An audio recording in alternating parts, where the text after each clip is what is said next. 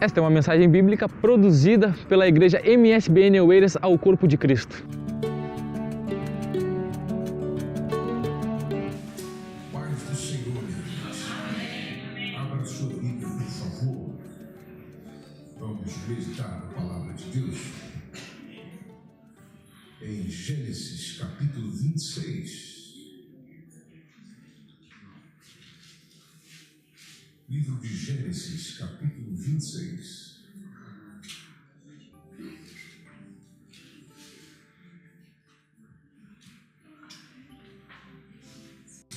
Gênesis, capítulo 26, é encontrar um texto. A palavra do Senhor nos diz assim: E havia fome na terra, além da primeira fome, que foi nos dias de Abraão.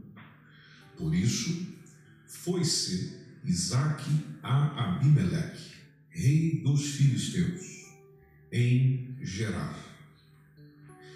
Veja o verso 2.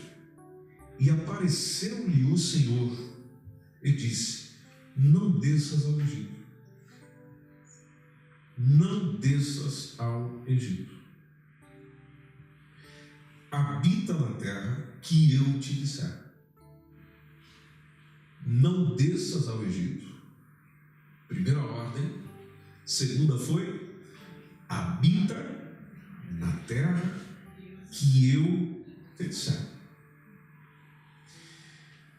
Decidir onde viver, onde estar, é baseado fundamentalmente no que eu terei se lá viver, se lá estiver. Se eu viver naquela casa, se eu viver naquele bairro, se eu viver naquele país, se eu estiver lá, naquele local, enfim, o que me faz favorecer na decisão de lá estar é o que terei se lá estiver. Então, grande parte de todas as decisões da nossa vida tem os dois lados da balança, os benefícios e os malefícios. Nem todos nós estamos onde gostaríamos de estar, e outros dentre nós já gostam de onde estão, mas não gostam de como estão. Eu gosto do lugar onde estou, participo de onde estou, mas não me sinto bem como estou. Por não nos sentirmos bem com alguma coisa, então a decisão de para onde irei e onde fico tem a ver muito com o que é que aquele lugar, ou para onde gostaria de ir, me oferece. Quando nós tomamos esse mesmo pensamento, mas dentro de uma área muito importante da nossa vida, que é a área financeira, então a questão dinheiro pesa mais ainda. Todos nós sabemos que onde há dinheiro há pessoas, mas nem sempre há pessoas onde há dinheiro. E aí é onde entra a chamada crise, a falta de dinheiro disponível para as necessidades. Eu entro em conflito, eu entro em tensão, eu entro em perturbação, eu começo a ter alguns transtornos, alguns apuros, algumas dificuldades, algumas quebras, pela falta dele, ou pela falta daquilo que é primordial para mim. Isso é chamado de crise. Aí nas crises nós buscamos suficiência. Ou seja, buscamos o suficiente. Eu busco recursos que me deem outros recursos. E as crises por si só, por mais que na cabeça de muitos de nós não sejam bem-vindas e não sejam nem ao menos desejadas, mas elas fazem bem para quem quer viver bem.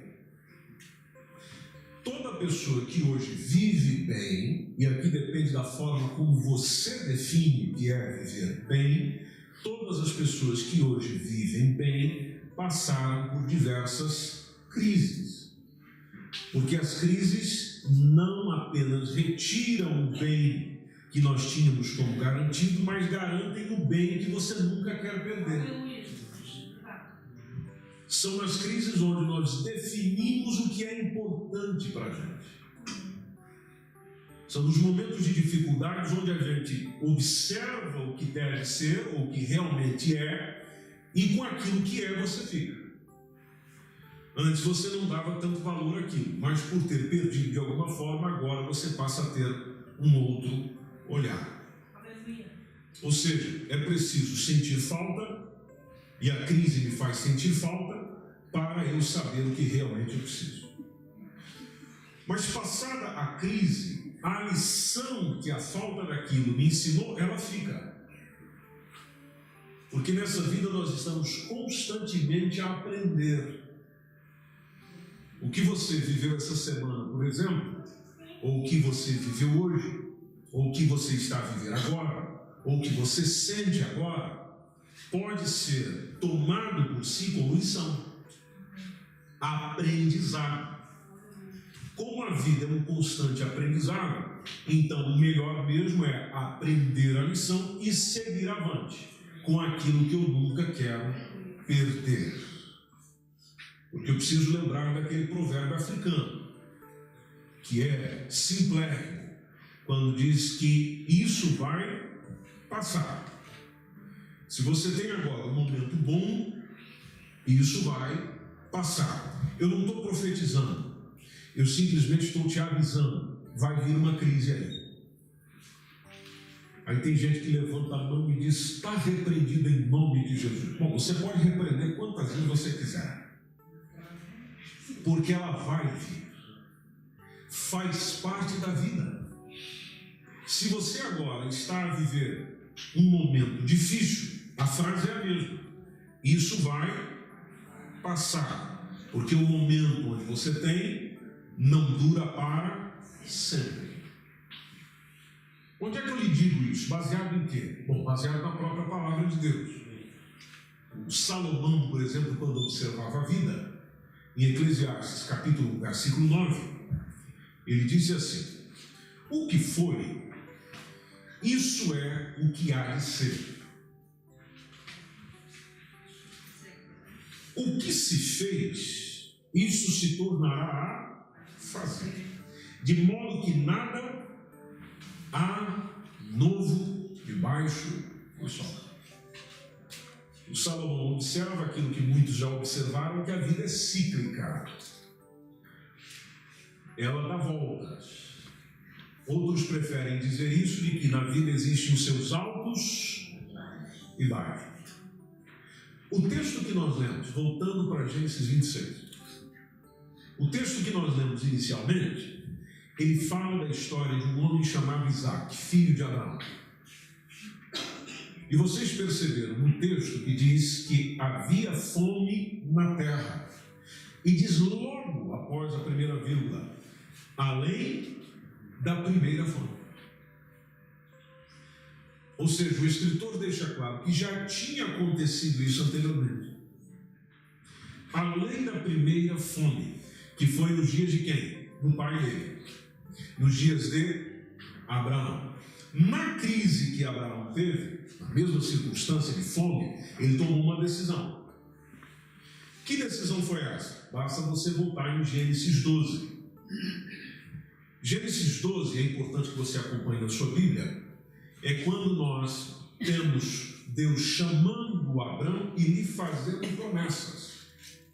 Logo no Gênesis 12, por exemplo, versículo 1, o texto diz, ora o Senhor disse a Abraão, sai da tua terra e da tua parentela e da casa de teu pai, para a terra que eu te mostrarei. E far-te-ei uma grande nação, e abençoar-te-ei, e engrandecerei o teu nome, e tu serás uma bênção. E abençoarei os que te abençoarem, amaldiçoarei os que te amaldiçoarem, e em ti serão benditas todas as famílias da terra. Verso 4. Assim partiu Abrão, conforme o Senhor lhe tinha dito, e foi Ló com ele. E era Abrão da idade de 75 anos quando saiu de Harã. E tomou Abrão a Sarai, sua mulher, e a Ló, filho de seu irmão, toda a sua fazenda que haviam adquirido, e as almas que lhe acrescentaram em Harã, e saíram para irem à terra de Canaã. E vieram à terra de Canaã. E passou Abrão por aquela terra até o lugar de Siquém, até o carvalho de Moré. E estavam então os cananeus na terra. E apareceu o Senhor a Abrão e disse: a tua semente darei esta terra. E edificou ali um altar ao Senhor que lhe aparecerá. E moveu-se dali para a montanha banda do oriente de Betel, armou a sua tenda, tendo Betel ao ocidente e Ai ao oriente, e edificou ali um altar ao Senhor e invocou o nome do Senhor.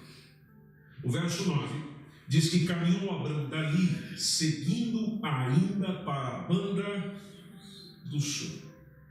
Logo na sequência, o texto diz que Abrão desce ao Egito. Observe o verso 10. E havia fome naquela terra onde ele estava. E havia fome naquela terra.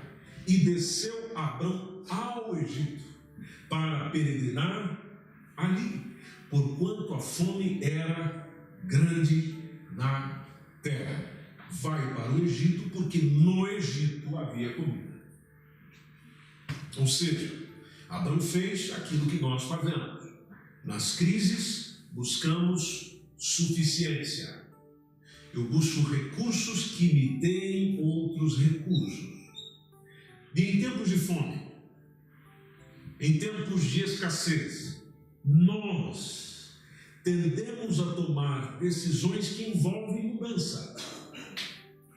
Mudar de localidade, mudar de país, mudar de emprego, tentando escapar do quê? Da crise. Mas vem cá, qual o problema do Egito? Se lá, pelo que nos dá a entender o texto, pelo menos foi o que Abraão fez, e aí tem o Senhor avisando o filho dele, dizendo: não desça ao Egito. Mas qual o problema do Egito? Por que essa ordem? Por que essa decisão de Abraão e por que esta ordem? É porque o Egito não era o principal problema, mas o Egito era parte de problemas que Abraão teve. Porque no Egito, Abraão tomou decisões difíceis, e devido às decisões difíceis, ou decisões penosas, teve consequências terríveis. Gênesis capítulo 12, versículo 11, onde nós estamos, diz que aconteceu que, chegando ele para entrar no Egito, é quando ele disse a Sarai, sua mulher: ora, eu pensei que és mulher formosa à vista, e será que, quando os egípcios te virem, eles dirão: esta é a sua mulher, e matar-me-ão a mim e a ti, te guardarão em vida, por causa da sua beleza. Pois no Egito não importa quem o indivíduo era, só importa o que o indivíduo tinha. No verso 13, o pedido dele foi: dize, peço-te que és a minha irmã. Você não vai se identificar como a minha mulher, você vai se identificar como a minha irmã. Para quê? Para que me vá bem por tua causa. É para que eu tenha algum benefício com você, e que viva a minha alma por amor de ti. A linguagem é bonita.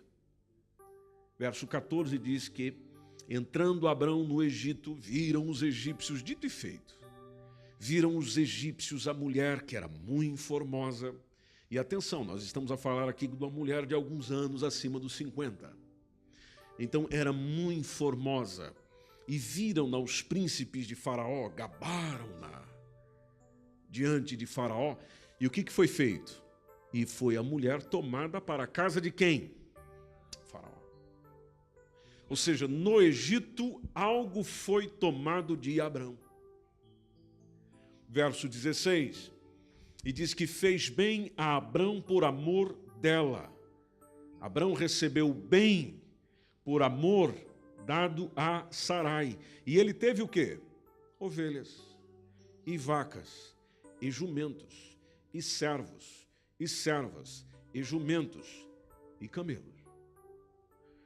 Os benefícios vieram para Abrão. Abrão ficou rico no Egito. Mas atente-se que alguém importante foi tomado dele. Como Deus tinha um cuidado com Abraão e tinha promessas por cumprir através deste casal, Deus interviu. Verso 17 diz que feriu, porém, o Senhor a Faraó com grandes pragas, e inclusive a sua casa por causa de Sarai, mulher de Abrão. Então chamou Faraó a Abrão e disse: que é isto que me fizeste?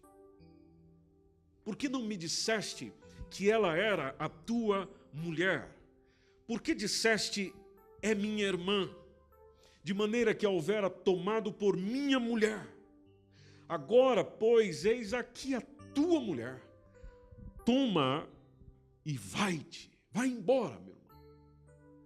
Tanto que o verso 20 diz que Faraó deu ordens aos seus varões a respeito, e acompanharam-no a ele, justamente até a saída, a sua mulher e tudo que ele tinha.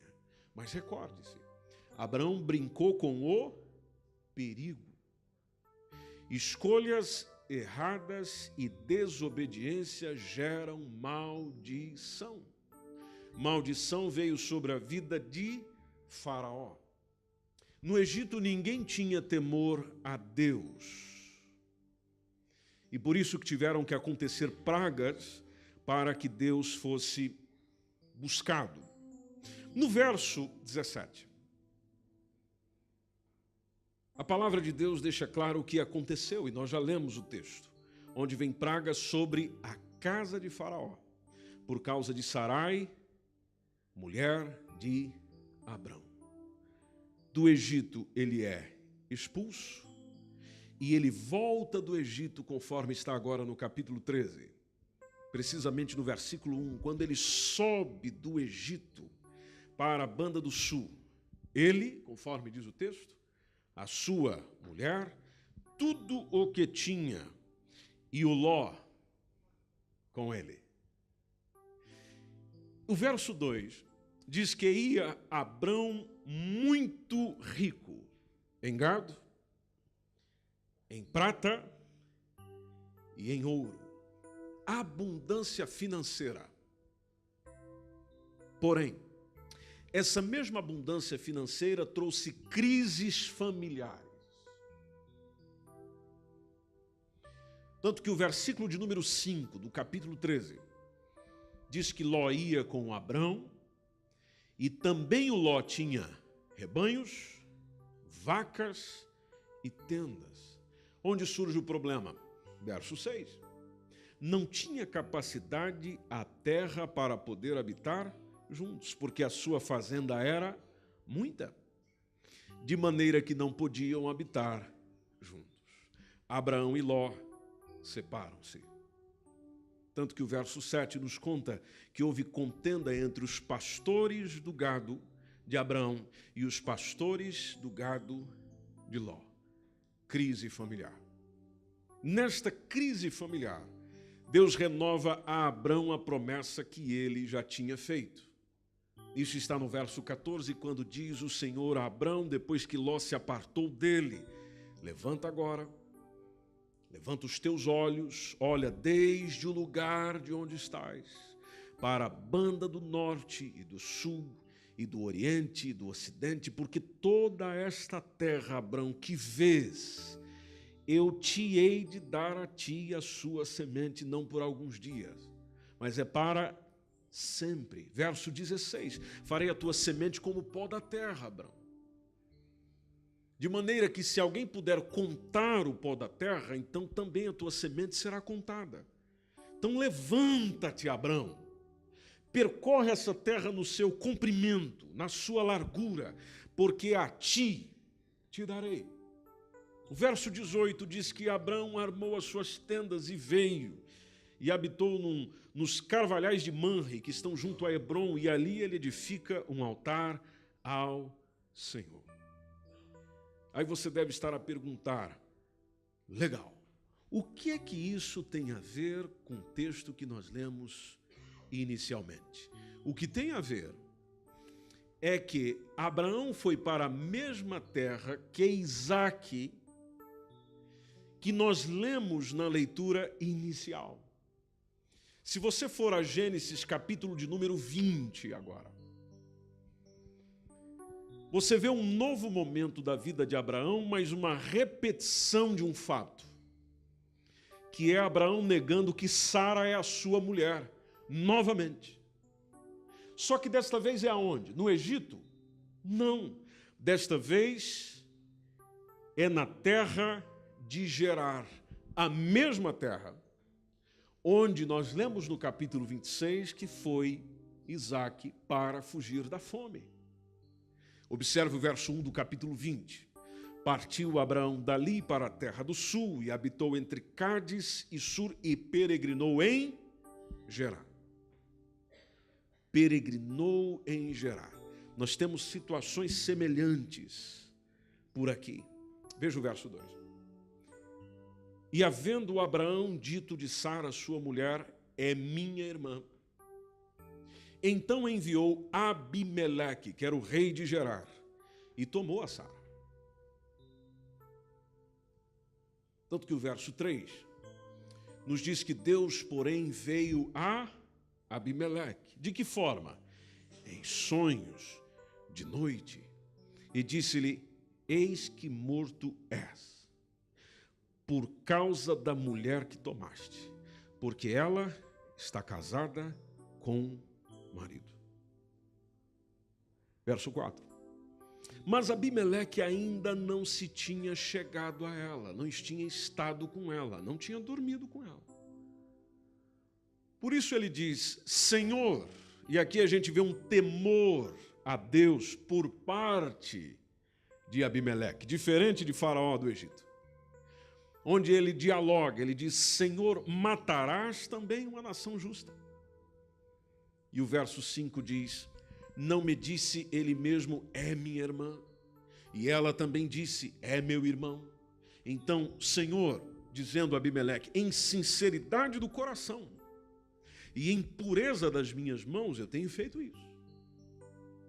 E disse-lhe Deus em sonhos, bem eu sei que na sinceridade do teu coração fizeste isso, e também eu te tenho impedido de pecar contra mim. Por isso, não te permiti tocá-la. Agora, pois, faz o seguinte, Abimeleque, verso 7.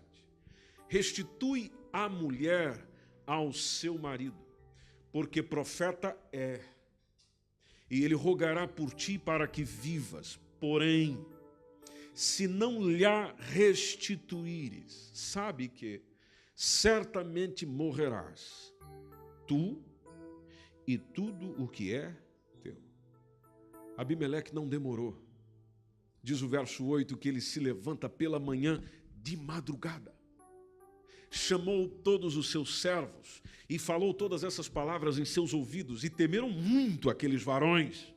Então Abimeleque, diz o verso 9, chama Abraão e lhe diz, que é que você nos fez? E em que eu pequei contra ti para trazeres sobre mim o meu reino tamanho pecado? Tu me fizeste aquilo que não deverias ter feito. Aí disse mais Abimeleque a Abraão, que tens visto para fazeres tal coisa? Onde é que você está com a cabeça? Aí o Abraão achava que ali ninguém temia a Deus, engano do Abraão também. Porque o verso 11 está lá a resposta do Abraão. Porque eu dizia comigo, certamente não há temor de Deus neste lugar. E eles me matarão por amor da minha mulher. Aí o verso 12 ele esclarece. E na verdade ela é minha irmã mesmo. Não tem mentira aqui. Ela é minha irmã, é filha de meu pai, mas não filha da minha mãe. E ela veio a ser a minha mulher, é minha irmã. E o verso 13 diz que aconteceu que, fazendo-me Deus sair errante da casa de meu pai, eu lhe disse, seja esta a graça que me farás em todo lugar onde viermos. Dize de mim, é meu irmão. Ainda eu fiz um voto nesse sentido, um compromisso nesse sentido. Eu vou usar essa graça. Só que a única diferença é que ali havia temor a Deus. Diferente do Egito. Em Gerar havia temor a Deus. Então o verso 14 diz que Abimeleque toma ovelhas e vacas e servos e servas. E os deu para quem? Para Abraão. E ainda restituiu-lhe Sara, a sua mulher. E em Gerar ainda lhe ofereceram terra, porque o verso 15 tem o Abimeleque a dizer, eis que a minha terra está diante da tua face. Habite onde for bom aos teus olhos. E ainda naquele dia ele olha para Sara e diz no verso 16, vês que eu tenho dado ao teu irmão, já que vocês são uma família muito diferente, então eu tenho dado ao teu irmão 1000 moedas de prata, eis que elas te sejam por véu dos olhos para com todos os que contigo estão e até para com todos os outros. E estás o quê? Advertida. Ainda deu um relatório para ela. Benefício disso tudo. Verso 17 diz que o Abraão orou a Deus. Deus vem e sara Abimeleque e a sua mulher e as suas servas, de maneira que tiveram filhos. Aí o verso 18 explica isso. Porque o Senhor havia fechado totalmente as madres da casa de Abimeleque por causa de quem? De Sara, mulher de Abraão. Vamos agora para Gênesis 26?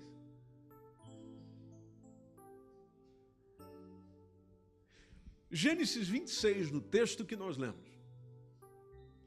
Parece que a história está a repetir toda novamente. Só muda os personagens.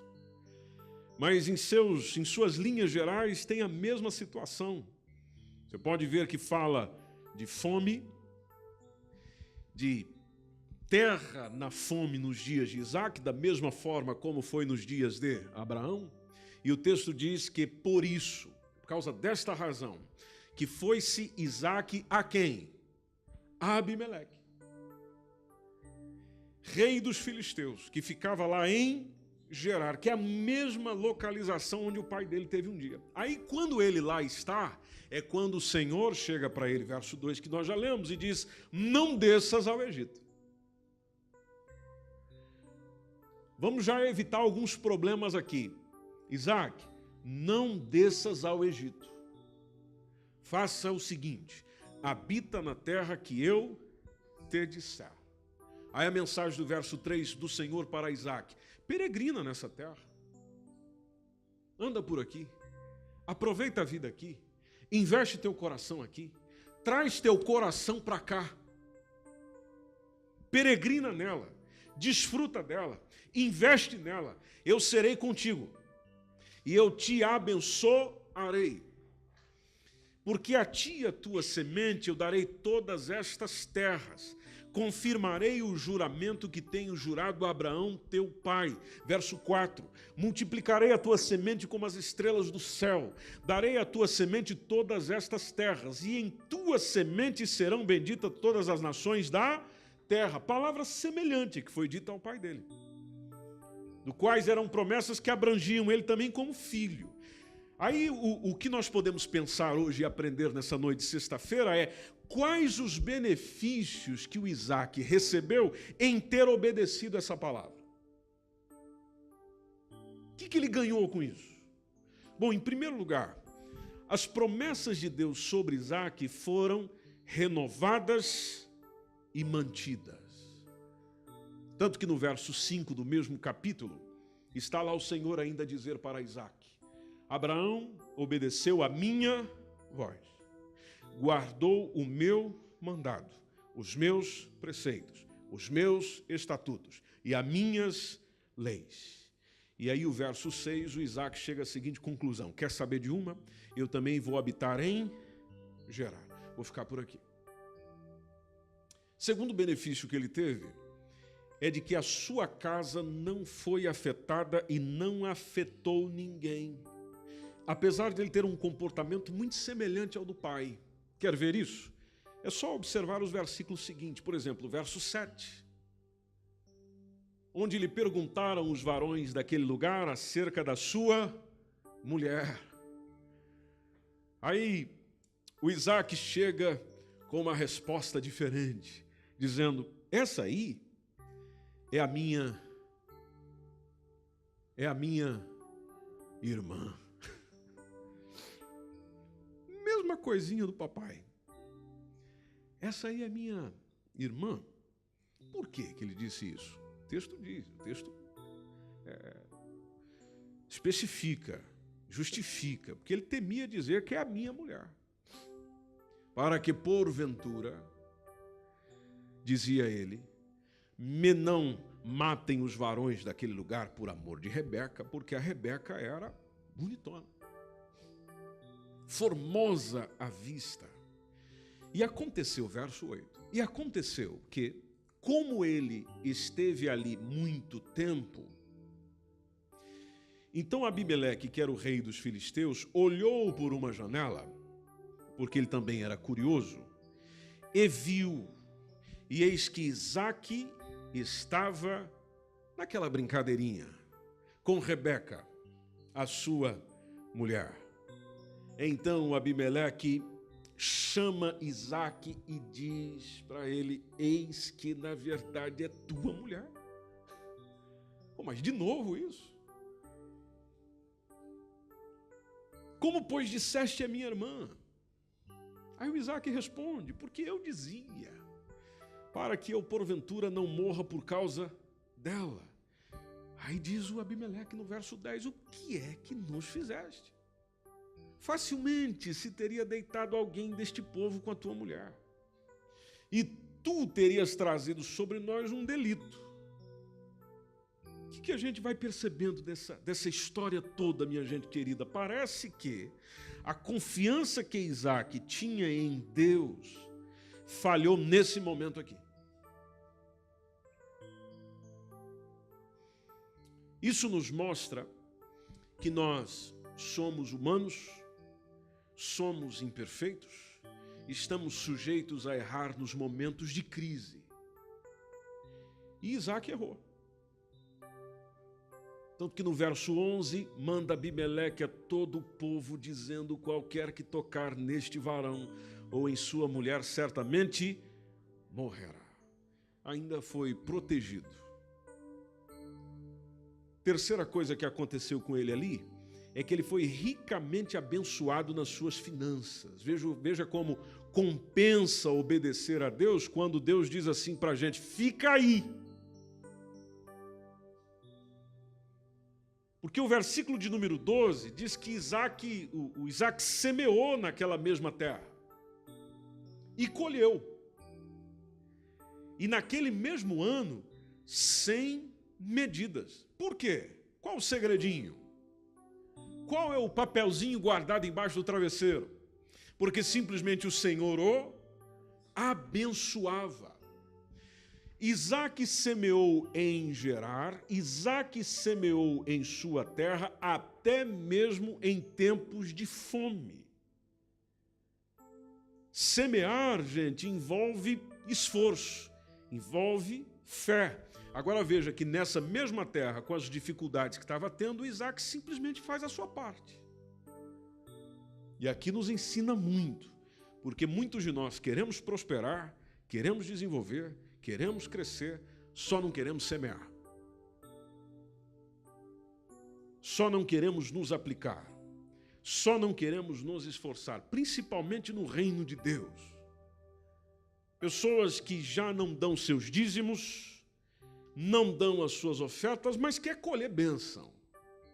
Deus me abençoe, Deus derrame sobre mim e abra as janelas do céu para que o negócio seja maravilhoso e eu viva aqui momentos de glória, e momentos maravilhosos, e momentos esplendorosos financeiramente. Pois é, mas você não, nem dizimista é, nem ofertante é para as coisas do reino de Deus.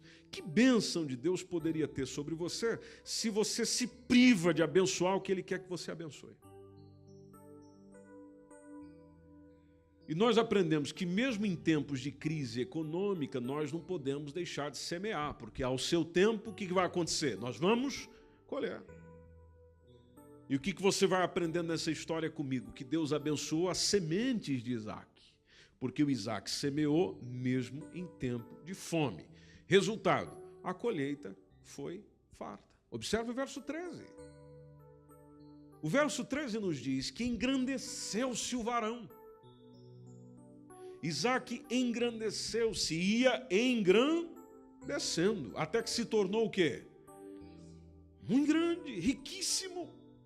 O verso 14 diz que ele tinha possessão de ovelhas, possessão de vacas e muita gente de serviço. E o Isaac foi tão longe, de maneira que os filisteus o invejavam, porque muitas pessoas não suportam ver a prosperidade alheia. É ou não é verdade, minha gente? Tem uns irmãos que vai vendo você já crescer um bocadinho mais, eles dobram um olhão para você assim e dizem: ela tá roubando aonde, meu irmão? Não estou roubando não, é Deus que tem abençoado esses dias aí. E a palavra de Deus nos ensina que a inveja é podridão dos ossos. Se você está sofrendo com isso, eu tenho uma palavra de Deus para você. Provérbios capítulo 14, versículo 30, nos diz que o coração com saúde é a vida da carne. Mas a inveja é o quê? Podridão dos ossos. Se a gente tomar esse versículo, o que nós aprendemos aqui sexta-feira passada, de que ossos, dentro do contexto bíblico, tem a ver com a essência do indivíduo, então na sua essência você vai apodrecendo. Inveja. Diz que o conselho bíblico é se alegrar com os que se alegram. Agora a inveja é uma força divisória potente o suficiente para despedaçar.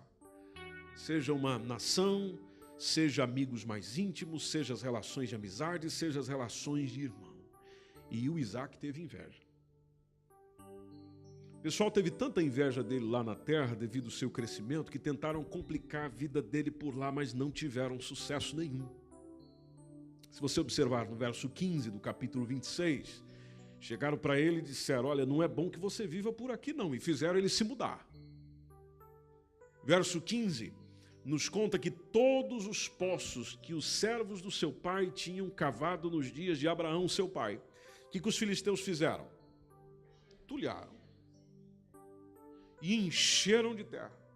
A Bíblia de Estudo de Aplicação Pessoal, ela traz um comentário nessa parte, dizendo que aquela área de Gerar era desolada, estava localizada bem na extremidade de um deserto, segundo o comentário.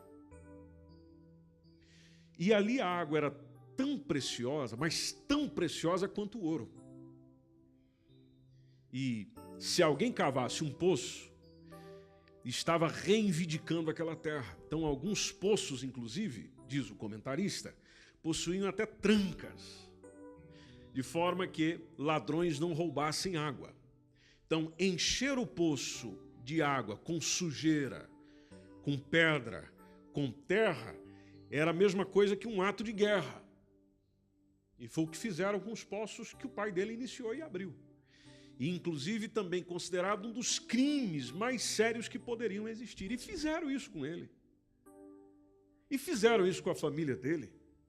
Tanto que o verso 16 está lá dizendo até Abimeleque, dessa vez a Isaac: aparta-te de nós. Mas por que eu tenho que deixar vocês? Por que eu tenho que ir para longe? Por que vocês estão me mandando embora? A resposta foi: porque muito mais poderoso te tens feito do que nós.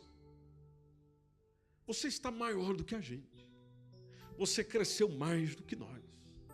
Aí o Isaac ficou ali discutindo. Que discutiu o quê, meu irmão? O mais importante é ter a bênção de Deus sobre mim e não ficar onde eu quero ficar, ou onde eu achava que deveria ficar. Tanto que o verso 17 diz que Isaac foi-se dali. E ele foi se assentar lá no vale de Gerar. Vale de Gerar. Ou seja, é no meio do buraco. E habitou aonde? Lá. E habitou lá. Vamos ficar aqui, não tem problema nenhum. Isaac tinha razão quando ele reivindicava quando os filisteus arruinaram os seus poços, mas ele escolheu manter simplesmente a paz. Vamos manter a paz. Sabe o que ele fez? Ele tenta recuperar os poços. Inclusive encontrou ali muita água. A água tinha um grande valor, como foi dito, porque ela tinha um valor essencial para poder atender o rebanho, para poder atender a agricultura. Então quem encontrava a água tinha um poço de petróleo, tinha uma mina de ouro. E se você observar no verso 18, está lá: e tornou Isaque e cavou os poços de água que cavaram nos dias de Abraão, seu pai, e que os filisteus taparam depois da morte de Abraão, e chamou-os pelos nomes que o chamara seu pai. Verso 19, diz que cavaram, pois, os servos de Isaque naquele vale, e acharam ali um poço de águas, interessante essa expressão, águas vivas, um poço de águas vivas. Outras versões dizem um grande veio de água, ou seja, água com força, com abundância. Qual a dificuldade que o Isaac tinha por ali? Tudo que ele fazia e tinha sucesso, as pessoas queriam tomar dele. E ele teve que trabalhar muito e se movimentar muito. Veja o que diz o verso 20. Diz que os pastores de Gerar porfiaram, entraram em conflito com os pastores de Isaac. E chegaram lá e disseram: essa água é nossa. Cambada de safado. Ninguém veio aqui cavar, ninguém veio aqui fazer o serviço. Agora que o negócio está fluindo, isso aqui é nosso. Dá raiva ou não dá? Muito bem. Ou não dá? Pensei que vocês estavam tão crentes assim que tem gente que é tão santo que parece que eu não entendo porque não foi arrebatado ainda. Mas que dá um nervosismo, dá. Por isso, chamou o nome daquele poço o quê? Ezeque. Vamos dar um nome para esse negócio aqui. Ezeque. Porque contenderam com ele. Bom, vamos em frente. Vamos cavar outro poço. Verso 21. Cavaram outro poço. Quem é que apareceu por lá?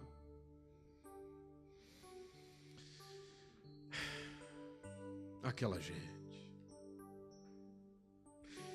Aí diz o texto que porfiaram e também porfiaram, brigaram, discutiram sobre ele. Aí o Isaac falou: vamos dar um nome para isso aqui, porque isso aqui a gente não pode esquecer. Vamos dar o nome de Sitna. Interessante, um temperamento manso de Isaac. Mansidão é uma das qualidades do fruto do Espírito Santo. Agora, lembremos-nos de uma coisa muito importante. Ser manso não é ser covarde. Ser manso não quer dizer ser passivo. O que é ser manso, então? Ser manso é ser controlado, guiado pelo Espírito Santo. É saber que há momentos onde você fala um bocadinho mais intenso, mas também existem momentos que é melhor se calar. Por quê? Porque o Espírito Santo lhe orienta para o que deve ser feito. Até porque há uma recomendação do Evangelho em 2 Timóteo, capítulo 2, versículo 24, que nos diz que ao servo do Senhor. Quem é servo do Senhor aqui diz amém. Então há uma palavra de Deus para você hoje. Principalmente para você que gosta de brigar.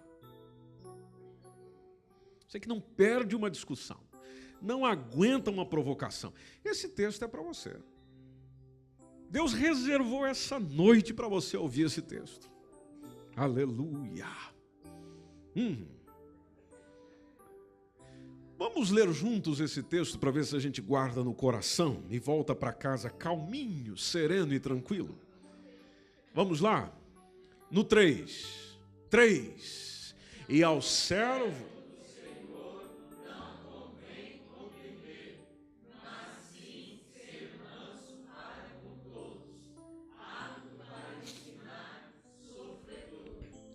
é ser manso só com o marido, só com a mulher, só com os filhos. Não. O texto diz ser manso para com todos. Todos. E ainda apto para ensinar. E como se o versículo fosse fechar com chave de ouro, e realmente fecha, diz que ao servo do Senhor se espera que ele saiba ser sofredor. Cadê os sofredores? Digam amém. Olha só que maravilha. Tem muito servo do Senhor aqui.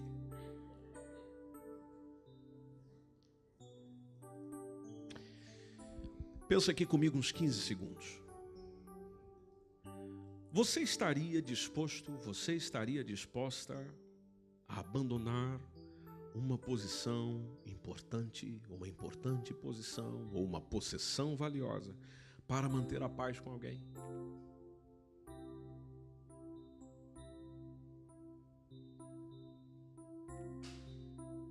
Opa! Você estaria disposto a isso? Porque foi exatamente assim que o Isaac fez. Mesmo enfrentando crises, lembre-se que a terra tinha fome, crises relacionais, porque o pessoal não deixava ele ficar tranquilo, o Isaac continuou cavando seus poços. Isaac não desiste dos seus poços. Tanto que o verso 22, voltando lá em Gênesis 26 e 22, e partiu dali, pode ver que ele se mudou novamente, e partiu dali e cavou outro poço. Só que dessa vez não apareceu ninguém para reclamar. E não porfiaram sobre ele. Por isso chamou o seu nome Reobote. E dessa vez o Isaac disse, porque agora... Está vendo como vale a pena persistir, meus irmãos? Vale a pena insistir mais um pouquinho? Porque veja a expressão do Isaac. O Isaac disse, porque agora, não foi ontem. Agora nos alargou o Senhor. E o que mais? E crescemos nessa terra. E crescemos nessa terra. O negócio aqui está acontecendo. Aí nisso o pessoal agora quis fazer acordos de paz com ele. Veja o verso 26. Abimeleque veio a ele de Gerar com 2 amiguinhos. Veio lá o Alzate, o Ficol, príncipe do exército, gente importante. Aí disse-lhe Isaac no versículo 27, por que vieste a mim, por que vós me aborreceis e me enviastes de vós? Aí eles disseram, olha, nós havíamos visto na verdade que o Senhor é contigo.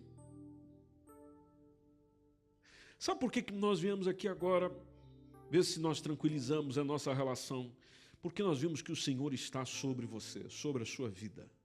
Pelo que dissemos, haja juramento entre nós e ti. Façamos um concerto contigo.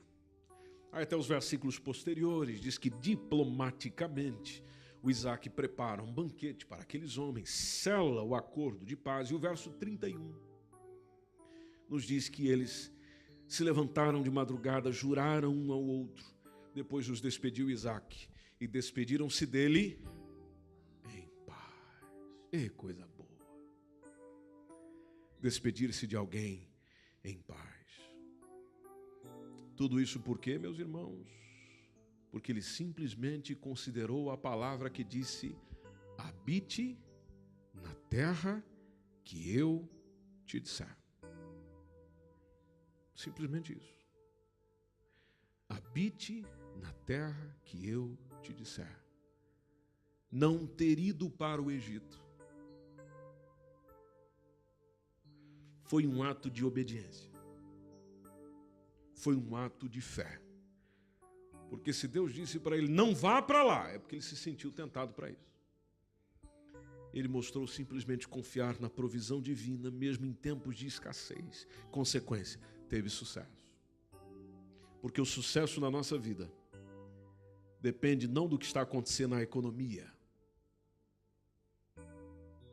não do que está acontecendo no país, não do que está acontecendo na cidade. O sucesso depende do que o Senhor disser.